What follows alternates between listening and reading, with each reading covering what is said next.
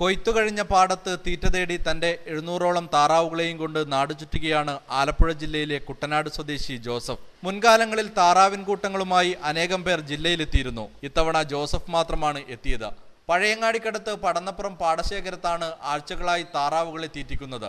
താറാവുകൾ പാടത്തെ അട്ടകളെയും മറ്റു ചെറുജീവികളെയും ഭക്ഷിക്കുകയും നെൽപ്പാടങ്ങൾ കൃഷിയോഗ്യമാവുകയും ചെയ്യുന്നു. മുൻകാലങ്ങളിൽ നിറയെ നെൽകൃഷിയുണ്ടായിരുന്ന കാലത്ത് താറാവുകൾക്ക് മറ്റു തീറ്റകളൊന്നും നൽകേണ്ടതില്ല. എന്നാൽ ഇപ്പോൾ രാവിലെയും വൈകുന്നേരവും താറാവുകൾക്ക് തീറ്റ കൊടുക്കേണ്ട അവസ്ഥയാണ്. ഇത് വൻ സാമ്പത്തിക ബാധ്യത ഉണ്ടാക്കുന്നു. രോഗം കാരണം താറാവുകൾ ചത്തുപോകുന്നതും ഈ മേഖലയിൽ പ്രതിസന്ധിക്ക് കാരണമാകുന്നു. കുറുക്കൻ, പൂച്ച എന്നിവയുടെ ആക്രമണത്തിൽ നിന്നും താറാവുകളെ സംരക്ഷിക്കേണ്ടതുണ്ട്.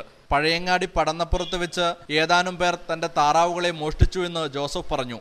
ഇത്രയും കാലം താറാവുകളെ കൊണ്ട് നാട് ചുറ്റുമ്പോൾ യാതൊരു ആനുകൂല്യവും സർക്കാരിൽ നിന്ന് ഇന്നേവരെ ഇദ്ദേഹത്തിന് ലഭിച്ചിട്ടില്ല. എല്ലാ വർഷവും മണ്ടൂർ, ചെറുതാഴം, പയ്യന്നൂർ, ചെറുവത്തൂർ, കരിവള്ളൂർ പ്രദേശങ്ങളിലാണ് താറാവുമായി ജോസഫ് എത്താറ്. മഴ തീർന്ന് വയലുകളിലെല്ലാം വെള്ളം വറ്റുന്നതോടെ താറാവുകളെ വിൽപ്പന നടത്തി ജോസഫ് നാട്ടിലേക്ക് തിരിച്ചുപോകും. മുൻവർഷങ്ങളിൽ താൻ താറാവുകളെ എത്തിച്ചിരുന്ന പല വയലുകളും ഇന്ന് മണ്ണിട്ട് നികത്തി കോൺക്രീറ്റ് കെട്ടിടങ്ങളായി ഉയർന്നു എന്ന് ജോസഫ് പറഞ്ഞു. ഉണക്കുള്ള സമയമാണല്ലോ, 2 മാസം 2-3 മാസം ഉണക്കുള്ള സമയമല്ലേ, മഴ വെള്ളമൊന്നും കാണത്തില്ല. അപ്പോൾ ഇതിനെ ഒഴിവാക്കും. അങ്ങനെ വന്നുകൊണ്ടിരുന്ന കാലത്ത് ഒഴിവാക്കി വിറ്റിട്ട് വരെ പോകും.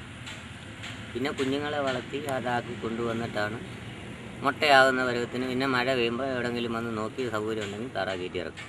അങ്ങനെയാണ് അത്. ഒരു 4 മാസം 5 മാസമൊക്കെ പല സ്ഥലത്തായിട്ട്.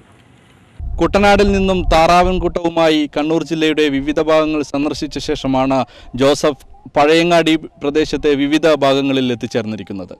പടന്നപ്പുറം പാടശേഖരത്തിൽ നിന്നും രജിൽ മാടായുടെ ദൃശ്യങ്ങൾക്കൊപ്പം നികേഷ് താപം, ന്യൂസ് ബ്യൂറോ, പഴയങ്ങാടി.